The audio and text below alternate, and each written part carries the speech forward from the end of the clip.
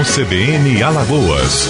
Notícias, entrevistas, boletins e comentários sobre gestão pública, política e negócios. Apresentação: Paulo Chancey.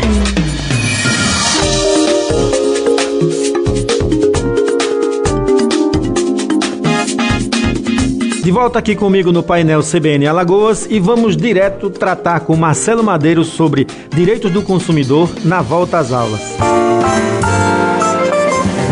CBN, Direitos do Consumidor.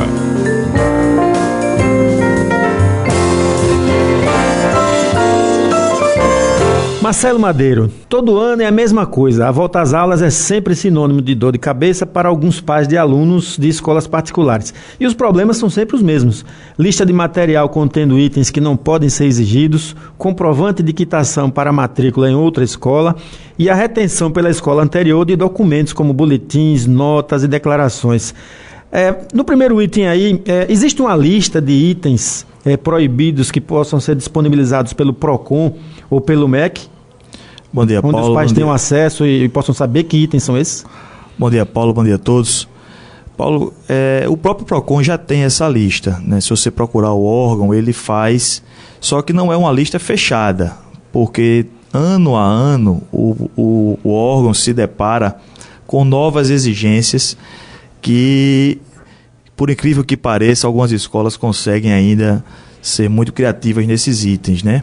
Então é sempre interessante cada pai se achar que deve, se achar que aquele produto não está, ele está de alguma forma em desacordo com as normas da escola, não tem erro. Pode procurar o órgão, que lá sim ele tem a listagem de todos aqueles materiais que não são que são proibidos, né? A compra, nesse caso dos materiais escolares. Enfim, porque era muito comum que a escola tentasse custear ela como um todo na exigência do material. Então, antigamente era muito comum. Só que com a evolução do nosso direito do consumidor, o próprio PROCON, essa atitude do próprio órgão, chegando em cima, percebendo que estava sendo abusivo, muitos pais reclamando, obviamente. Isso aí, quando você tem uma grande reclamação, você gera que o órgão procure resolver. O próprio Ministério Público também pode fazer isso. Então isso aí gerou com que esses órgãos fossem atrás para conseguir reprimir, e conseguiram. Hoje nós temos nas listas de material, nós temos um número muito menor de itens que não podem do que antigamente. Então, qualquer dúvida, o PROCON é o órgão ideal para que se procure, porque ele vai fazer essa fiscalização. Ainda que esses itens venham a constar nessa lista, no caso dos pais não atenderem, ou seja, entregarem parcialmente com aquilo que eles acham que é o que é devido para entregar, eles podem ser impedidos de fazer a matrícula, não? Não. Nós temos que separar algumas coisas: matrícula, material e o próprio caso do aluno cursar, né? Porque são coisas diferentes. A escola deve exigir que o pai, obviamente, compre aquele material didático, que é aquele material que, se o aluno não tiver, vai prejudicar ao aluno e não a sua permanência na escola.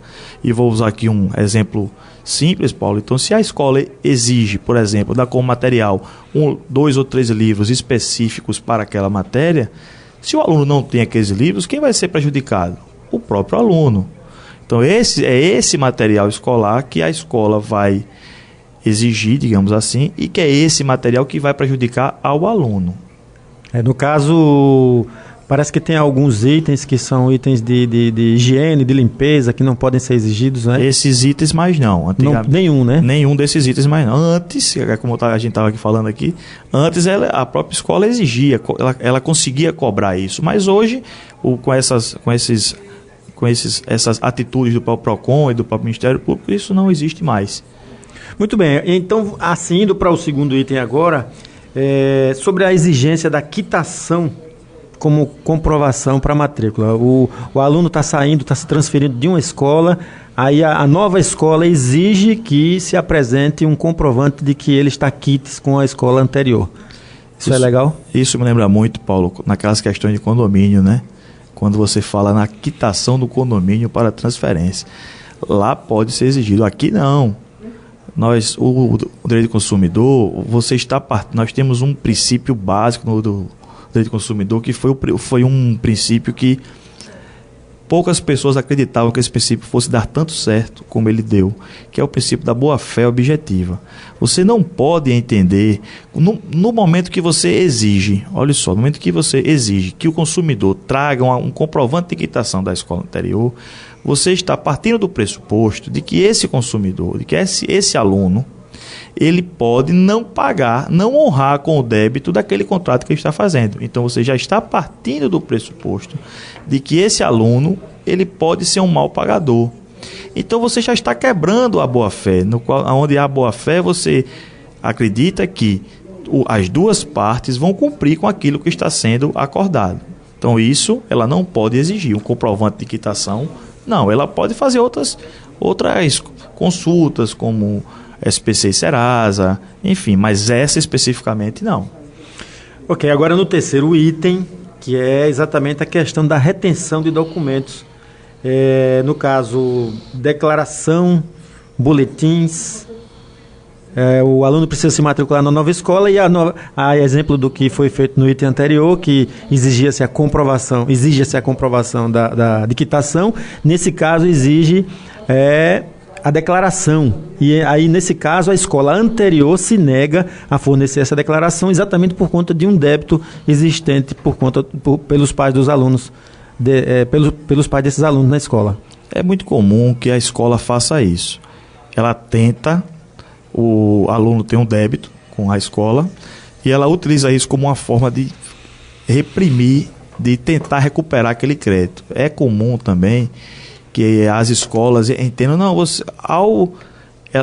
no momento que ela não pode fazer isso, ela entende muitas vezes que ela perde força, mas o direito tem as formas de você fazer a cobrança de uma dívida, e essa não é a forma correta.